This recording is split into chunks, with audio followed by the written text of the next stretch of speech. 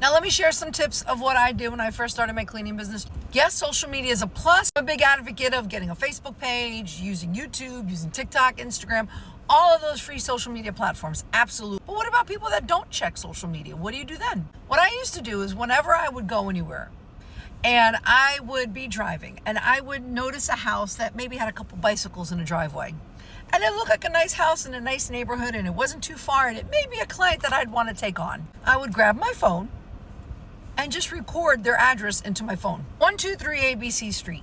And then I'd keep driving and I noticed their neighbor, a guy out there watering the lawn. And I'm like, oh, that's a nice looking house too.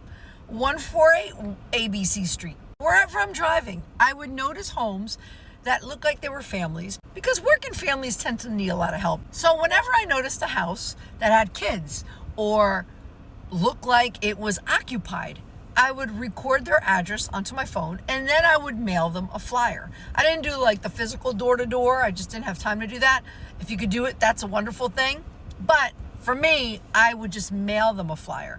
And the reason why I did that is because the U.S. Postal Service does offer a mailing system. I believe it's called EDDM, Everyday Direct Mail, EDDM, something like that. And I did check that out years ago. And they charge you for mailing out flyers to a person's home.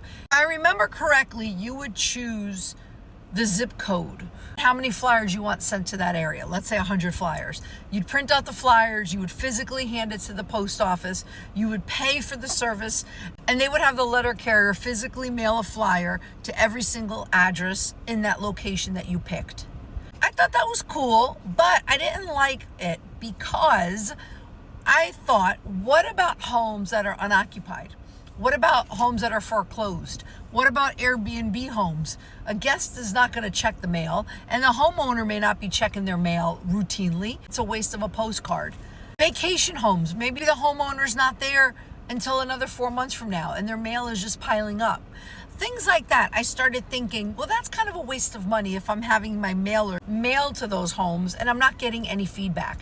That's why I decided to visually see a home that looks occupied, that looks like they may need my help, and then physically reach out to them on my own. So that's one way I did it, and I actually did get quite a few clients that way. They would message me, hey, I got your flyer, and then I got clients. So if you want to do something like that, that's a cool way to do it. Especially nowadays, if you have a dash cam in your car, you could just talk and the dash cam will record the audio. But the way I did it is I recorded it into my phone, the address of who I wanted to mail a flyer out to, and then I mailed them out a flyer. That's one tip to get more clients. And let me know, drop a comment. How are you looking for your clients? What are you doing? What are your methods? Do you use social media? Are you going door to door? What do you do? Share some tips.